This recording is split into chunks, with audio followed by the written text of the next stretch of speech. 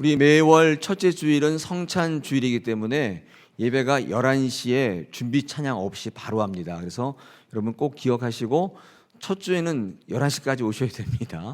나머지 주일에는 뭐 11시 15분까지 오시는 거가 조금 그런데 첫 주는 그것도 된다는 얘기가 아니에요. 그때도 11시까지 오셔야 되는데 특별히 첫 주에는 11시까지 안 오시면 시작할 때 몇 분이 안 계셔서 시작해야 될지 말아야 될지를 이제 고민하게 됩니다. 꼭 기억하시고 11시까지 꼭 오시기를 바랍니다. 우리 한 번 더 인사하겠습니다. 11시까지 옵시다. 네, 이런 걸로 인사를 해야 됩니까? 네, 고맙습니다. 지금 보니까 기침을 하시는 분들이 많은데 저도 지금 목이 제정신이 아니거든요. 그래서 아마 들으시기에 조금 거북하실 수가 있겠지만 은혜로 들으시기를 축원합니다. 자, 오늘요 우리 12월 달에 들어서 12월 달 2015년도 한 달을 어떻게 마무리할까 생각을 하다가 비전을 품자는 제 마음속에 하나님의 응답이 있어서 12월 달 한 달 동안의 주제를 비전의 사람들 그렇게 한번 잡아봤습니다. 그래서 한 달 동안 여러분에게 비전을 같이 공유하고 어떤 것이 하나님의 비전인가를 좀 나누는 그런 시간을 좀 갖기를 원합니다. 아무리 생각해봐도 비전의 원조는 하나님이실 수밖에 없습니다. 비전을 갖자고 말씀하는데 이 모든 비전의 원조는 하나님이세요. 여러분 창세기를 읽어보면 야곱이 등장하는 28장부터 끊임없이 꿈 이야기가 나오고 있습니다. 꿈 계속 꿈 이야기가 등장하고 있습니다. 창세기를 가로질러서 우리에게 전달되는 메시지가 하나 있다면 그것은 바로 꿈 이야기일 것입니다. 야곱의 꿈, 요셉의 꿈, 그 다음에 바로의 꿈까지 이어지는 모든 꿈 이야기가 우리들에게 하나님의 비전이 무엇인지를 드러내고 있습니다. 여러분 이게 창세기의 스토리입니다. 우리가 보통 꿈의 사람이라고 하면 우리는 요셉을 떠올리지 않습니까? 그런데 여러분 요셉의 스토리를 읽어보시면 아시겠지만 요셉은 하나님이 주신 꿈을 인지하지 못했습니다. 다시 말하면 요셉은 꿈을 꾼 적이 없어요. 요셉은 애굽의 총리가 되어서 우리 가족을 우리 민족을 다 구원해서 우리 가문에서 메시아가 태어나게 해야겠다. 여러분 그런 생각을 해본 적이 없어요. 여러분 어떻게 보면 요셉이 꿈을 꾼 게 아니라 요셉에게 꿈이 꾸여진 거예요. 말이 맞습니까 이거? 이런 말이 있어요? 꾸여졌다 이런 말이 있어요? 제가 사전을 안 찾아봤는데 수동태인데 꾸여졌다는 말이 지금 말이 안 되는 것 같기도 하고 아무튼 꿈을 꾼 게 아니라 꿈이 꾸여졌다고 해야 옳은 편입니다. 왜냐하면 요셉은 그 꿈이 어떤 꿈인지 몰랐어요. 정말 그 꿈이 어떤 꿈인지 알았다면 형들한테 그렇게 얘기했겠습니까? 그것도 한 번도 아니고 두 번씩이나?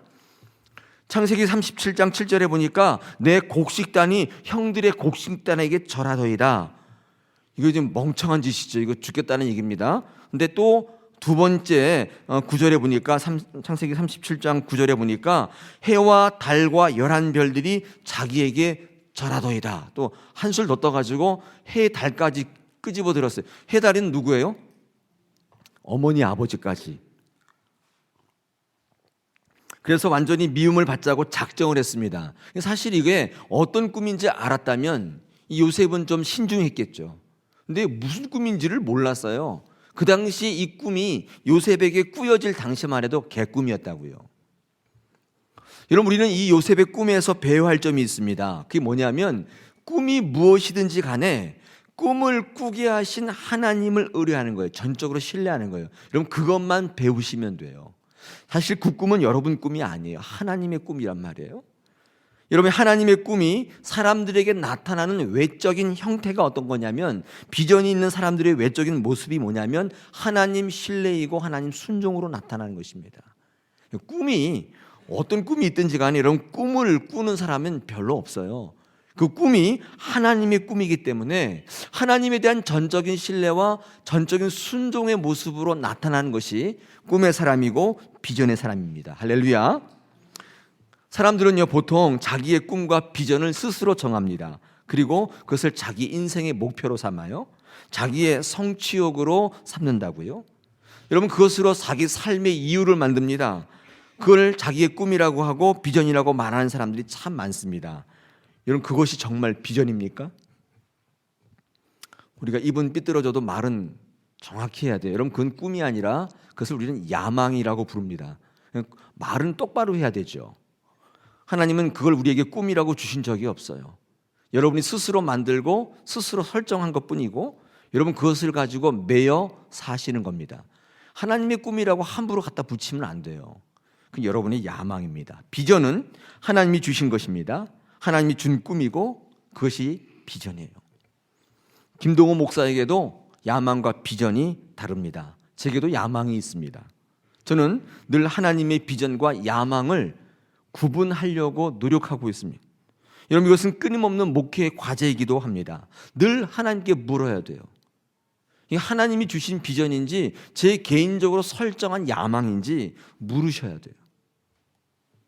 여러분, 그 모든 것의 시작은요, 이게 꿈인지 야망인지를 아시려면 하나님의 관계를 잘 점검하는 것으로부터 출발합니다.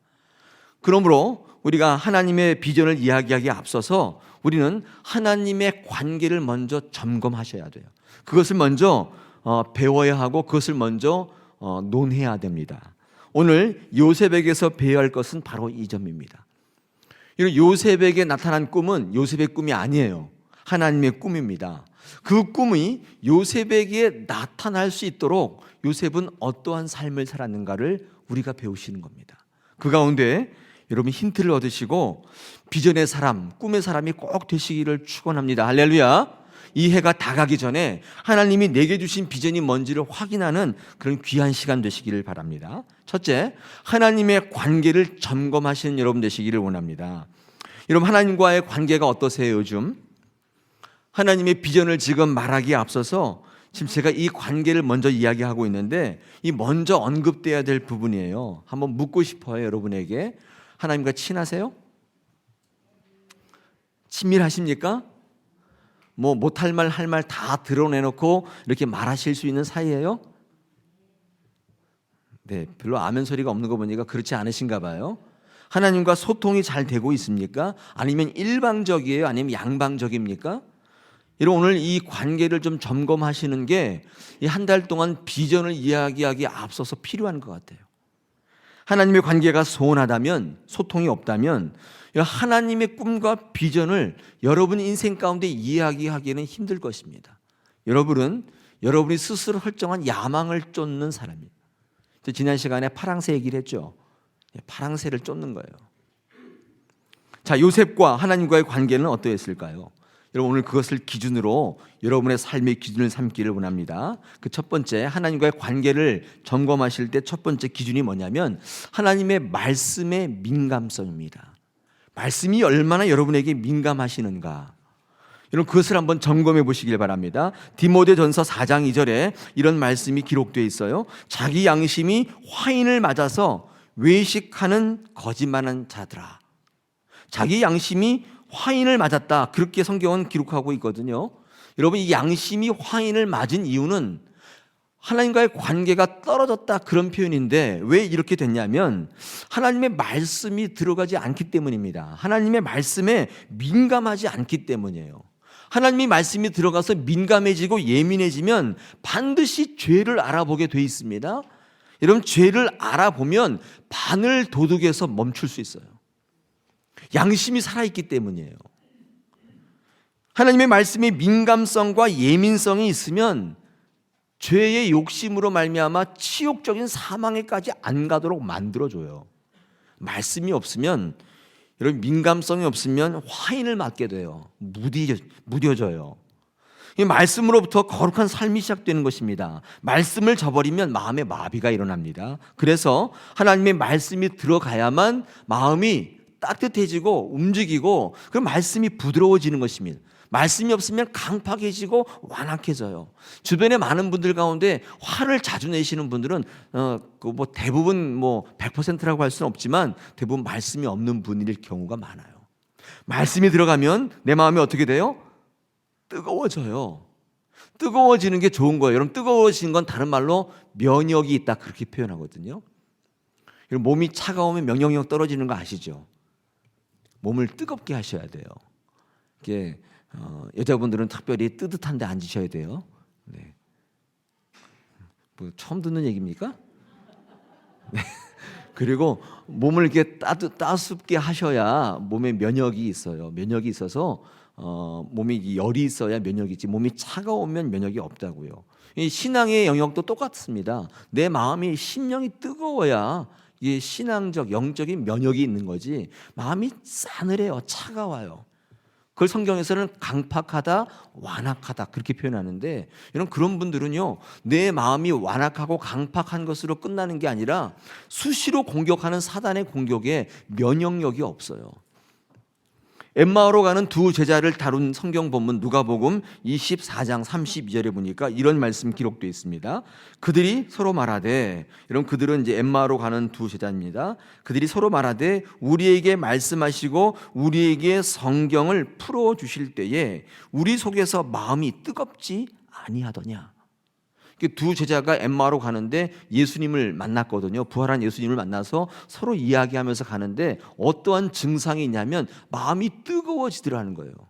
하나님께서, 예수님께서 말씀을 풀어주시니까, 다시 말하면 말씀이 들어가니까 마음이 뜨거워지더라는 거예요. 마음이 뜨거워졌다는 건 뭐예요? 면역이 생겼다는 거예요. 그 어떤 시험에도 넘어가지 않게 되었다, 그런 말입니다. 그러므로 하나님의 비전과 꿈을 이야기에 앞서서 우리는 하나님의 말씀에 민감성이 있는가를 스스로 물어야 돼요. 나는 과연 얼마나 성경을 읽고 있나 자신에게 계속 물으셔야 돼요. 한번 오늘 이 시간 물어보십시오. 한 주간 하나님의 말씀과 얼마나 가깝게 지내셨습니까? 제가 아까 질문 드렸죠. 하나님과 가까우세요? 이렇게 말씀드렸더니 많은 분들이 하시는 말씀이 하나님과 가까운 게 뭘까? 이렇게 착각하시는 분이 있는데, 여러분 그거는 어떻게 우리가 알 수 있냐면 말씀을 얼마나 대했는가의 빈도수입니다. 예배에 얼마나 참석해서 말씀에 여러분 스스로를 노출시켰는가의 빈도수예요. 그게 많으면 많을수록 소통이 많은 거예요. 하나님께 친한 거예요. 오늘 이 시간에 와서 처음 성경을 열어보신 분이라면 하나님과 별로 안 친한 거예요. 나는 마음속에 하나님 믿고 있어, 그런 얘기 하지 마십시오. 그런 스스로에게 합리화시키는, 하나님이 주신 생각 아니에요. 나는 행동을 하지 않아서이지 나는 하나님 믿고 있어. 엉터리입니다. 속으시면 안 돼요. 제가 신방 갈 때마다 집에 있는 권사님들이 남편분이 교회 안 다니시는 분이 많잖아요.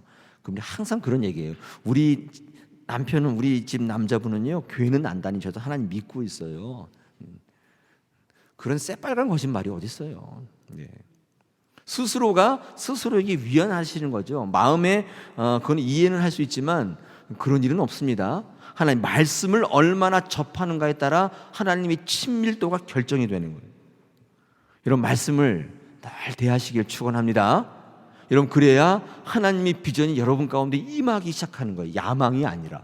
둘째, 하나님과의 관계를 점검하실 때 뭘 보시냐면 사람의 관계를 보셔야 돼요. 사람의 관계가 곧 하나님의 관계로 나타날 때가 참 많이 있습니다. 특별히 요셉의 특징을 한마디로 말씀해 보란다면 요셉은 친화감이 강한 사람이었습니다. 오늘 좀 이렇게 왜 목이 탔는지 모르겠습니다. 제 목소리 너무 근엄하죠? 네, 멋있습니까? 네, 그러면 더 근엄하게 하겠습니다. 여러분 요셉의 특징이 친화감이에요. 성경을 읽어보십시오. 여러분 요셉은 어디를 가더라도 친해요. 그렇죠. 노예살이에도 친해요. 심지어는 그 주인 마님하고도 친하고 그렇잖아요. 그리고 옥에 가도 간수랑도 친하고 죄수랑도 친해요. 여러분 이거 어디서 나온 거예요? 어떤 분이 요셉은 원래 사람이 좋아서 그렇다고 말씀하시는데 전혀 그렇지 않습니다. 여러분 우울증이 안 오는 사람 없어요. 여기 우울증 없는 분 손 들어보라면 아무도 없어요. 다. 저도 오늘 아침 좀 우울하거든요. 우울해요. 여러분 심지어는 엘리야도 우울증 걸리고 예수님도 우울증 환자였던 거 제가 말씀드렸죠. 예수님이 우울증이 왔다면 저와 여러분은 말할 것도 없어요. 아닌 척하고 앉아 계시는 것이지만 우울증이 다 온다고요. 만약에 나는 우울증 같은 거 없어, 상처 같은 거 안 받아, 그런 사람이 있다면 성격이 특별해서가 아니라 제가 뭐라고 말씀드렸어요? 하나님 때문이에요. 하나님을 바라보기 때문에 그런 거예요. 하나님에 대한 기대가 커지니까 사람에 대한 기대가 없어지는 거예요. 그러다 보니까 그 사람이 내게 말하는 말, 약속, 비교, 부당한 대접들이 별 의미가 없어요. 사람의 기대가 없기 때문에 그런 거예요. 하나님의 기대가 커지면 상대적으로 사람의 기대는 작아져요. 그 결과가 뭐로 나타나요? 상처가 없는 것으로 나타나고 맷집으로 나타나는 거예요. 막 말로 후려쳐도 맷집이 강하기 때문에 흔들리지 않는 거예요. 사람의 기대가 커지는 사람일수록 하나님에 대한 소망이 작아져요. 이건 어쩔 수 없는 것입니다. 여러분, 교회는요, 사람의 기대보다도 하나님의 기대를 키우는 데예요. 사람들은 듣기 좋은 말 해줄 수 있고 칭찬해 줄 수 있습니다. 좋은 것을 약속해 주기도 합니다. 그러나 그냥 고마울 뿐이에요. 그 말에 의존하거나 그 약속에 목숨을 걸지 않는다고요. 왜요? 언젠가는 인간은 변하기 때문입니다. 요셉의 사람에 대한 친화감은 분명히 성격 탓이 아니에요. 하나님께로부터 오는 것이라고요. 하나님을 굳건히 의지하기 때문에 그는 어디 가나 친화적인 사람이 될 수 있었던 것입니다. 우리 다사랑교회 성도 여러분들, 이 말을 꼭 기억하시기를 축원합니다. 사람에 대한 기대를 버리세요. 하나님에 대한 기대를 붙드시는 거예요. 여러분, 그게 하나님의 관계가 돈독해지고 하나님의 꿈과 비전이 여러분 가운데 나타나는 1번 순서인 것입니다. 하나님에 대한 친화감은 사람의 관계를 정상화시키는 힘이 있는 거예요. 하나님과의 관계가 좋아지면 덩달아 나타나는 게 뭐냐면 사람과도 관계가 좋아져요. 저랑 성경 공부한 분들 한번 떠올려 보십시오. 삼각형을 머리에 떠올려. 삼각형. 맨 꼭대기 뭐가 있어요? 하나님. 이쪽은 누구예요? 나. 이쪽은 누구예요? 이웃. 근데 이웃이 잘 되는 거 배가 아파 죽겠어요. 이유가 뭐예요? 내가 인격이 나빠서가 아니에요. 하나님과 이웃과의 관계 가운데 은혜가 쏟아지는 거를 시기하고 질투하고 배가 아픈 거는 뭐의 반증이라 그랬어요? 하나님과 나와의 관계가 없다는 거예요. 그거 기억하셔야 돼요. 하나님이 내게 쏟아부어주는 은혜가 없으면 남이 은혜 받는 게 그렇게 배가 아파요. 남이 잘 내는 게 그렇게 배가 아프다고요. 축복이 안 되어집니다. 여러분, 그런 현상이 여러분 가운데 있으면 반드시 아셔야 돼요. 아, 내가 관계가 끊어졌구나. 하나님과의 관계가 없구나. 여러분, 그것을 아셔야 돼요. 증거라고요. 하나님과 친화하면 사람이 친화돼요. 할렐루야. 자, 세 번째, 하나님과의 관계를 회복하기 위해서, 점검하기 위해서 요셉으로부터 얻는 세 번째 힌트입니다. 하나님과 요셉의 관계 회복은 어려움 속에 피어난 꽃이었습니다. 이거 제가 만든 말인데 멋있어요? 네. 어려움 속에 피어난 꽃. 네. 이런 이게 뭐죠? 이렇게 온실에 화분에서 피어난 꽃이 아니에요. 어려운데 피어난 꽃이에요. 여러분, 그게 요셉과 하나님과의 관계였어요. 여러분, 요셉을 통하여 이루시고자 하는 하나님의 꿈이 뭐였습니까? 여러분, 꿈을 꿨다고 하지 않았죠. 뭐예요? 꿈이 꾸어졌다고 했어요. 여러분, 꿈의 사람 요셉이 아니라 꿈꾸시는 하나님이 맞는 말이에요. 꿈은 하나님이 꾸시는 겁니다. 우리는 뭐 해요? 하나님을 붙드는 거예요. 하나님은 요셉의 삶을 통해 하나님의 꿈을 이뤄나가시기를 원했어요. 한번 생각해 보십시오. 왜 요셉의 삶을 통하여 하나님의 꿈을 드러내시기 위해서 하나님께서 요셉을 어떻게 하셨습니까? 첫째, 노예살이하게 하셨는데, 여러분, 노예살이를 왜 하게 하셨어요? 저는 그렇게 얘기합니다. 경영을 배우는 거예요. 여러분, 그 보디발의 장군이 여러분 국가의 시위대장, 굉장히 높은 직책에 있는, 지금으로 말하면 합참의장 정도 되는 사람인데, 여러분, 그 사람의 집의 모든 가정 경제를 도맡았다면 그는 나라를 경영할 능력이 있는 거예요.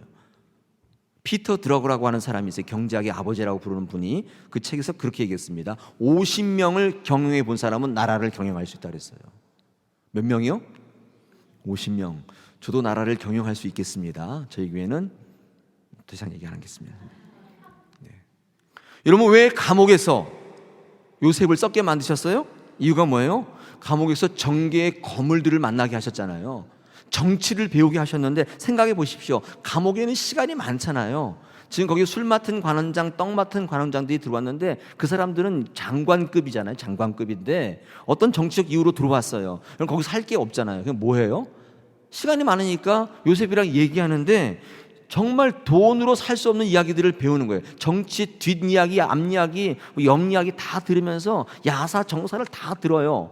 이럴 때 이렇게 하고 저럴 때 저렇게 하라, 다 이야기를 듣습니다. 현직 장관에게 과외 받을 수 있어요? 시간이 없어 못해요. 근데 거기는 시간이 너무 많잖아요. 할 일이 없으니까. 여러분, 고난이 왜 필요합니까? 고난은 하나님의 꿈을 이루어가는데 없어서는 안 되는 과정이기 때문에 그렇습니다. 왜 옥살이, 왜 노예살이 시켰습니까? 하나님이 요셉을 통하여 하나님 꿈을 이루시기 위함인데, 과연 요셉 시대에 전 세계적인 불황이 닥쳐오잖아요. 창세기 41장 57절, 오늘 읽은 말씀 이후에 42장을 거쳐서 1절 2절 읽어보면 여러분, 거기에 정말 심각한 전 세계, 여러분, 애굽에만 국한되는 게 아니라 모든 세계에 펼쳐져 있는 이 불황이, 이 공황이 온 거예요. 공황이. 우리 본문에 읽어봤듯이 7년 대흉년이 오고 풍년 이후에 7년 대흉년이 오지 않습니까? 여러분, 이 7년 대흉년을 우리가 뭐라고 불러요? IMF 경제위기 또는 세계 경제공황, 이런 거예요. 여러분, 7년 동안 흉년이 들면 이 현대 사회도 완전히 피폐됩니다. 대한민국 존립이 어려워질 수 있어요. 7년 동안 어떤 오일 쇼크가 왔다 그러면 저희 나라 경제가 아마 마비될 겁니다. 세계 경제 끝날 거예요. 다 길거리로 내앉을 거라고요.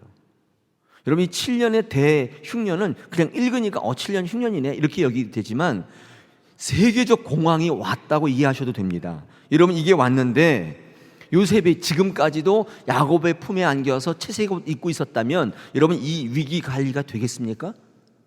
될까요? 안 될 거예요. 여러분, 위기를 기회로 바꿀 수 있었을까요? 못 바꿨다고요. 요셉은 하나님의 뜻을 나타내기 위해서 선택받은 사람이고, 요셉은 전적으로 하나님을 의뢰하고 신뢰했기 때문에 그것이 그의 삶에 나타났기 때문에 요셉은 풍부에 처할 줄도 알고 비천에 처할 줄도 알았단 말이에요. 여러분, 요셉은 어린 시절에 채색옷을 입음으로 풍요함에 거할 수 있었습니다. 청년 시절에 노예살이 옥살이 하면서 비참함을 경험케 하셨어요. 일체의 비결을 배우게 하셨다고요. 왜요? 하나님의 꿈을 이루시기 위해서예요. 꿈은 하나님이 꾸시는 거라니까요. 여러분, 그거를 몰랐다면, 일체의 비결을 배우지 못했다면 그 위기 관리가 안 되는 거예요. 하나님께서 여러분에게 고난을 주신다면 이유는 한 가지예요. 여러분을 꿈의 사람으로 만들기 위해서예요. 여러분이 꿈꾸는 게 아니에요. 제가 어떤 글을 읽다 보니까 이런 글이 있습니다. 빈민 사역이 꿈이었던 한 목사님이 계셨대요. 그래서 어떤 교회에 부교육자로 들어갔는데 그 목사님, 담임 목사님이 그 부교육자를 부자 동네로 교구 목사로 배치를 시킨 거예요. 강남 쪽으로 딱 이렇게, 청담동 이런 데로 딱 해준 거예요. 그 목사님이 나의 꿈은 빈민 사역인데 왜 나를 여기다가 배치시켰나 불평을 했다고 그럽니다. 그랬더니 담임 목사님이 그를 부르셔서 이렇게 얘기하셨대요. 목사님이 빈민 사역을 하신다고 하시기에 제가 일부러 그쪽 교구로 배치했습니다. 무슨 말인가 들어봤더니, 빈민 사역을 하시겠다는 분이 부자를 알지 못하고서야 어떻게 진정한 빈민 사역을 할 수 있겠습니까? 이렇게 물으시더래요. 이게 무슨 말인가 계속 들어봤다는 거예요. 만약에 목사님이 부자를 모른다면 목사님은 당연히 어떤 목사님이 돼요? 빈민 사역을 하시겠다는 목사님인데 부자를 모른다면 그 목사님은 어떤 목사가 될 가능성이 커요? 당연히 부자를 타도의 대상으로 생각할 가능성이 커요. 그래야 안 그래요? 그렇다는 거예요. 마음의 미움의 대상으로 부자가 자리 잡기 쉽기 때문에 내가 일부러 부자를 배우라고 거기다 배치했다는 거예요. 그 목사님이 그 말씀에 순종해서 그 교구를 잘 섬겼는데 어떤 걸 깨달았냐면 그 부자들이 또 다른 영적인 빈민이라는 사실을 알게 됐대요. 그분이 돈만 많았지 빈민이라는 사실을 알게 됐다는 거예요.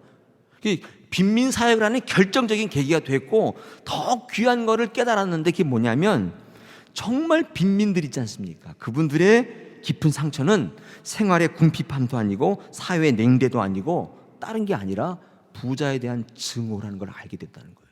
사회에 대한 혐오, 1등만 기억하는 더러운 세상, 이 혐오, 그 다음에 부자에 대한 잘못된 이해, 그게 그들로 하여금 빈민을 만들었다는 사실을 알게 됐다. 어떤 사역을 하려면 풍부에 처할 줄도 알고 비천에 처할 줄도 알지 못하면, 일체의 비결을 알지 못하면 절대로 하나님의 뜻이 일어나지 않습니다. 왜 요셉이 그런 삶을 살았는가? 우리가 한번 기억해 보실 필요가 있다는 거예요. 여러분, 왜 어려워요? 왜 이렇게 힘들어요? 이유가 뭐예요? 하나님께서 여러분을 힘들게 하신 이유가 뭐예요?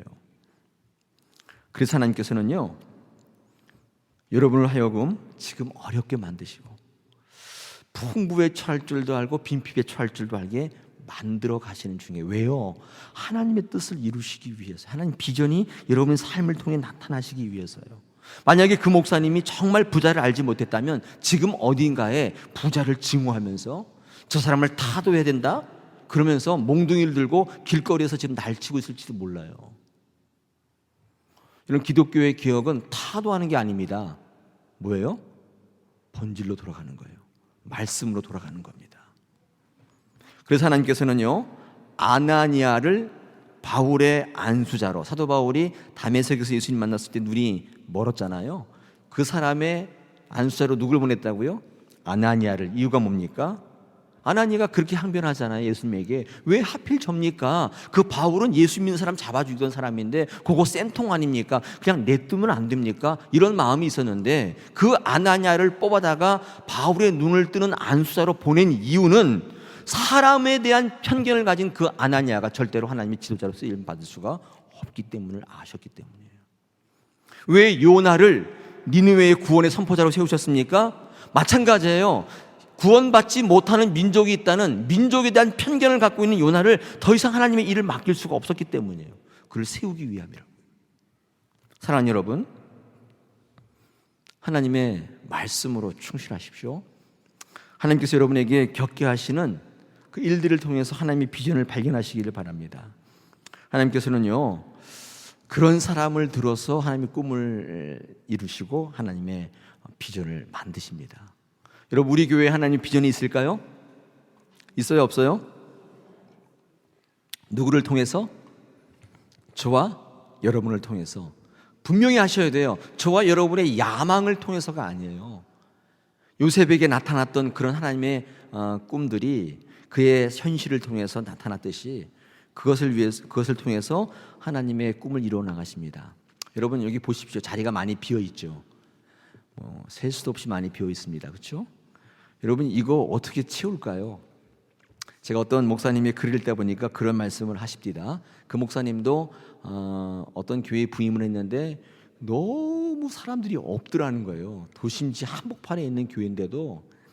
그래가지고 이거 어떻게 할까 고민을 하시다가 어느 날 갑자기 이제 가족들이랑 같이 어디 식사를 하러 나갔는데 그 식당에 큰 어항이 있는데 어항에 고기가 하나도 없더래요. 그래서 야, 이 어항이 우리 교회 같구나, 그런 생각을 하셨대요. 근데 옆에 이렇게 모이가 있길래 모이를 이렇게 떨어뜨렸더니 어디서 숨어있던 고기들이 싹 모이더라는 거예요. 그때 그 목사님이 그런 글을 적어놨습니다.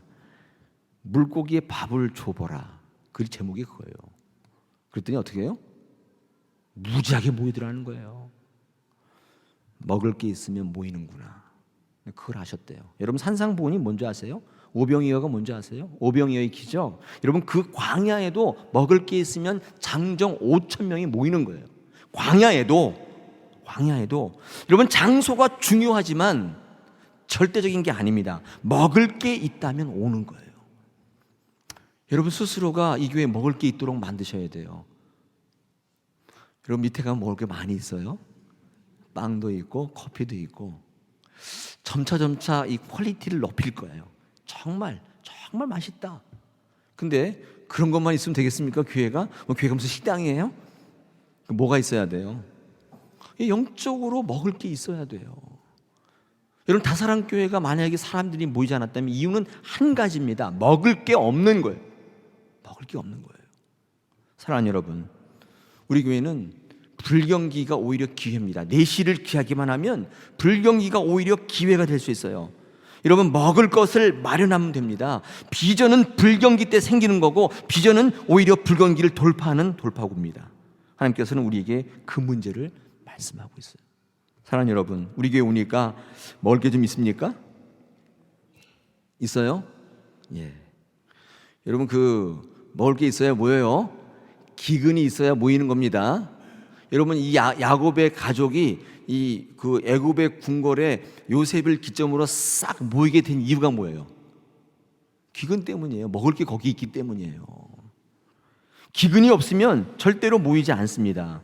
여러분 그래서 우리의 삶의 고난과 역경과 결핍은 죄의 증상이기도 하지만 여러분 그것을 통해서 하나님의 뜻을 이루고자 하는 하나님의 고육책이고 꿈이고 비전입니다. 우리를 깨어나게 만드는 거예요.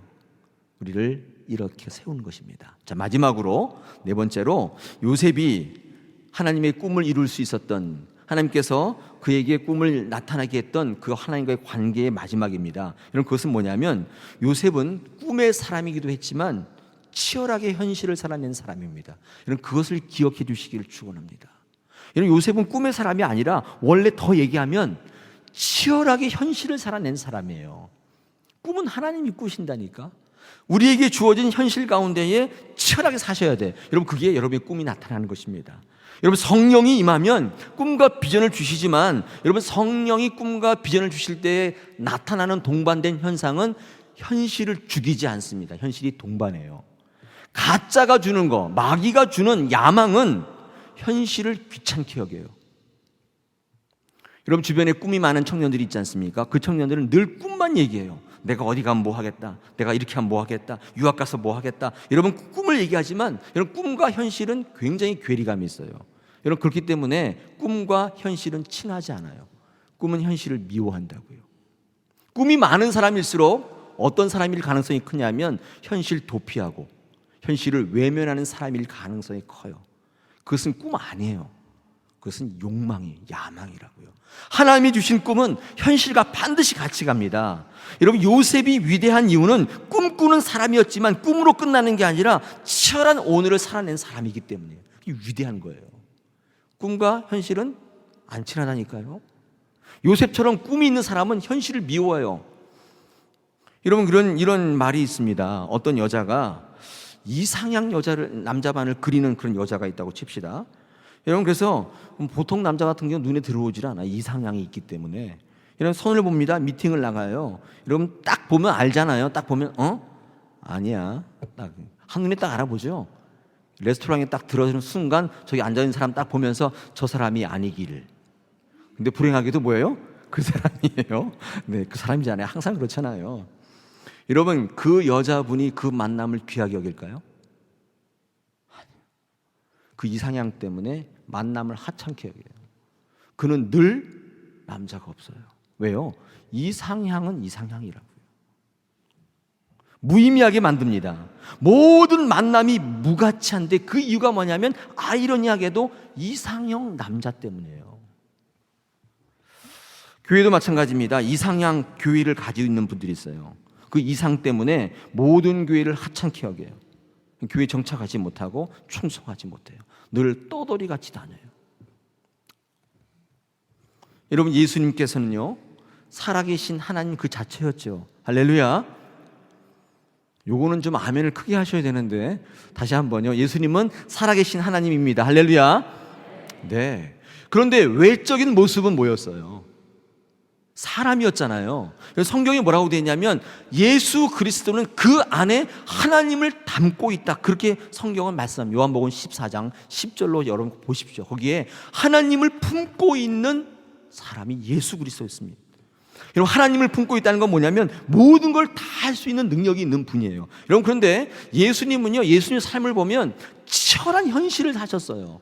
여러분과 저와 별다를 바 없는 현실을, 고단한 현실을 사셨다고요. 금식도 하시고 배고파서 울기도 하시고 고향에서 배척도 당하시고 주먹질도 당하시고 최종적으로는 침뱉음도 당하시고 십자가에 못 박혀 죽이시까지 저와 여러분과 별다르지 않은 삶을 사셨습니다. 그렇지 않을 수도 있었어요. 이유가 뭐예요? 현실을 치열하게 사는 것입니다. 하나님을 품은 사람이 어떤 사람인가를 그의 삶을 통해 직접적으로 보여주셨어요. 그때 하나님의 비전과 꿈이 그로 하여금 나타나시는 겁니다. 여러분 성경의 요구는 예배 잘 드리고 신앙생활 잘해서 성공한 사람 돼서 여러분들 앞에 짠 하고 나타나라, 그렇게 가르쳐 준 적이 없고, 우리에게 당면한 현실을 하나님의 사람으로 치열하게 살라고 말씀하는 거예요. 그게 성경의 가르침이에요.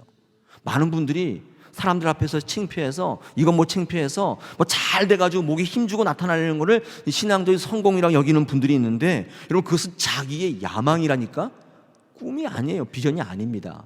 우리 다사랑교회가 추구하는 꿈은 그런 꿈이 아닙니다. 사랑하는 여러분, 2015년도가 이제 한 달밖에 안 남았습니다. 제가 이 시점에서 왜 꿈과 비전을 이야기하는가? 우리 교회는 이제 그것을 구분할 줄 아는 영적인 성장이 있어야 됩니다. 꿈과 야망을 구분하셔야 돼요. 저희 교회가 불경기입니다. 불경기는 하나님을 만나는 기회예요. 오히려 하나님께서 우리에게 꿈을 주시는 기간입니다. 사랑하는 다사랑의 성도 여러분, 예배자 여러분, 기도하십시다. 하나님께서 우리에게 꿈을 주실 줄 믿습니다. 비전을 주실 줄 믿습니다. 우리 요셉의 삶을 통해서 우리에게 주시는 꿈이 무엇인지, 하나님의 관계를 회복하는 게 무엇인지를 오늘 말씀하셨는데, 오늘 이 말씀 붙잡고 한 주간 묵상하시면서 정말 꿈의 사람, 비전의 사람이 되신 여러분 되시기를 축원합니다. 할렐루야.